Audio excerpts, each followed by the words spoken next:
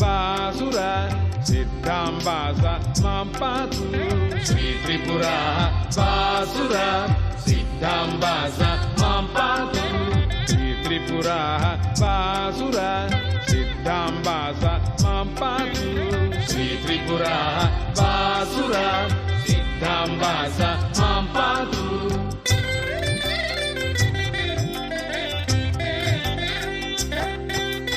వాతపిత్త కఫరూప వ్యాధీనాం శమని వాతపిత్త కఫరూప వ్యాధీనాం శమని పంచకోశగా సుదియా మోహనాశదాత్రి పంచకోశగా సుదియా మోహనాశదాత్రి శ్రీ త్రిపుర బాసుర సిద్ధాంబాస మాం పాతు శ్రీ త్రిపుర బాసుర సిద్ధాంబాస మాం పాతు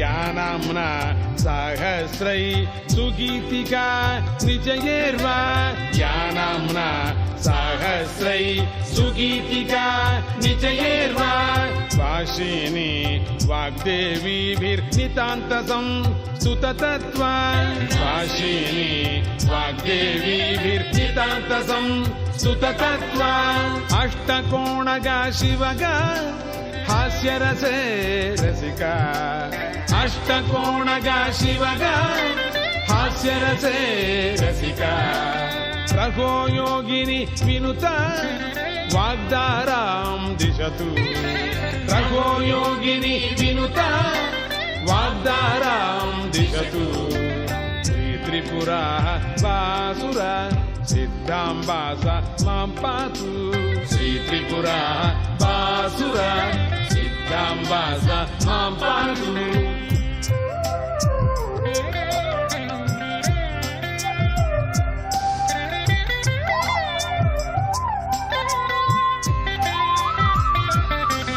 సర్వఖేచర వరముద్ర దీప్తాంగీ శివలోల సర్వఖేచర వరముద్ర దీప్తాంగీ శివలోల సర్వవ్యాధి హరే చక్రే నిత్యస్థ గిరిబాల సర్వవ్యాధి హరే చక్రే నిత్యస్థ గిరిబాల స్వీయస్య శ్రీదీప్య నలినకాంతి జయశీల స్వీయస్య శ్రీదీప్య నలినకాంతి జయశీల శ్రీ సచ్చిదానందభ ప్రదీపకాద్భుత నిజలీల శ్రీ సచ్చిదానందభ ప్రదీపకాద్భుత నిజలీల శ్రీ త్రిపుర బాసుర సిద్ధాంబాస మాం పాతు శ్రీ త్రిపుర బాసుర సిద్ధాంబాస మాం పాతు శ్రీ త్రిపుర బాసుర సిద్ధాంబాస మాం పాతు శ్రీ త్రిపుర బాసుర సిద్ధాంబాస మాం పాతు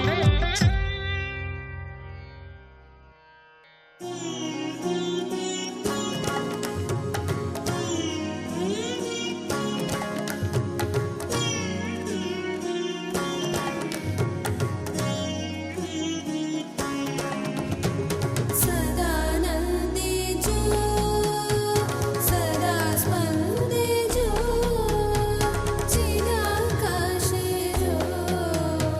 చిరం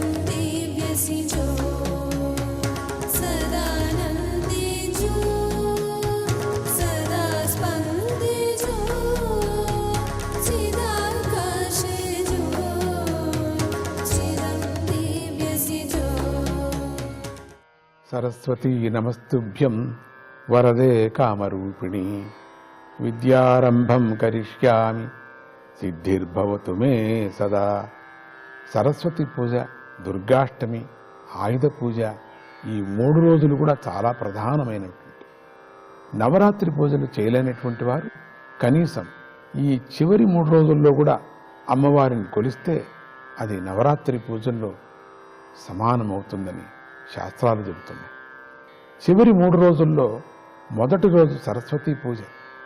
నవరాత్రిని గురించి చెబుతూ మూలే నవాహయే దేవిం, మూలే నవాహయే దేవిం శ్రవణేన విసర్జయేత్.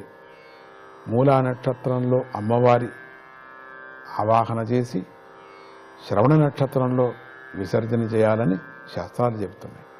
మూలా నక్షత్రంలో సరస్వతీ పూజను చేయటం ఆచారం. సరస్వతీదేవి విద్యామాత కనుక, విద్యలే సమాజానికి మూలం గనుక ఆ తల్లిని అందరూ పూజించాలి. శక్తిపీఠాల్లో సరస్వతీదేవికి సంబంధించినటువంటి ఆలయం కాశ్మీరంలో ఉన్నది. శివపార్వతుల వివాహం అయిన తర్వాత వారిద్దరూ చాలా కాలం హిమాలయాల్లో విహరించారు. పార్వతీదేవికి ఇలా కొండలు గుట్టలు తిరుగుతూ ఉండటం నచ్చలేదు. తనకు ఒక ఇల్లు కావాలనిపించింది. శివుడంతా చెప్పినా వినుకోకుండా పట్టుపట్టింది. శివుడు దేవశిల్పి ద్వారా లంకను నిర్మింపజేశాడు. గృహప్రవేశ సమయంలో రావణాసురుడు లంకను దక్షిణగా అడిగి లాక్కున్నాడు. పార్వతీదేవికి ఇదంతా సరస్వతి వల్లే జరిగిందని కోపం వచ్చింది. రొసరొసగా నడుచుకుంటూ కైలాసానికి బయలుదేరి మధ్యదారిలో హిమాలయాల్లో సరస్వతీదేవి కనిపించింది. అంత కోపంగా ఉన్నవెందుకమ్మా నువ్వు అని అడిగిందట. అప్పుడు ఆ పార్వతీదేవి, అంతా నీ వల్లే జరిగింది. నువ్వు రావణాసురుడి నాలుక మీద కూర్చొని లంకను దక్షిణగా అడిగేటట్లు నువ్వు చేశావు అన్నదట. అప్పుడు సరస్వతి, అమ్మా, జరిగిన దానికి నాకు ఏమీ సంబంధం లేదు. వాడికి సహజంగానే దుష్టబుద్ధి ఉంది, అందుకే వాడు లంకను దక్షిణగా కోరుకున్నాడు అన్నది. అప్పుడు పార్వతీదేవి సరస్వతికి చెప్తున్నది, అవేవి నాకు తెలియవు, ఎవరు చేశారో ఎందుకు చేశారో కానీ నాకు మాత్రం దుఃఖం కలిగింది. అందువల్ల నువ్వు ఇకపై ఈ చలిలో ఇక్కడే హిమాలయాల్లో ఉండిపో అంటూ కైలాసానికి వెళ్ళిపోయింది.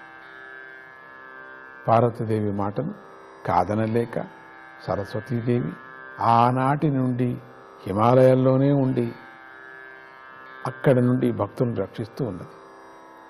నవదుర్గావతారాల్లో ఈరోజు కాళరాత్రిదేవిని పూజించాలి. వామపాదోల సల్లోహ లతా కంటక భూషణ వర మూర్ధధ్వజా కృష్ణ కాళరాత్రి భయంకరీ. కాళరాత్రిదేవి నల్లగా ఉంటుంది. తలపై కేశాలు చల్లా చెదరై ఉంటాయి. మెడలోని హారాలు కాంతులను వెదజల్లుతూ ఉంటాయి. కాళరాత్రి యొక్క ఉచ్ఛ్వాస నిశ్వాసలు భయంకరమైనటువంటి అగ్ని జ్వాలను విడుస్తూ ఉంటాయి. ఆమె వాహనం గార్ధవం అంటే గాడిద. ఈమె తన కుడి చేతి వరముద్ర ద్వారా అందరికీ వరాలు అనుగ్రహిస్తూ ఉంటుంది. ఇంకొక కుడి చేతితో అభయముద్రను కలిగి ఉంటుంది.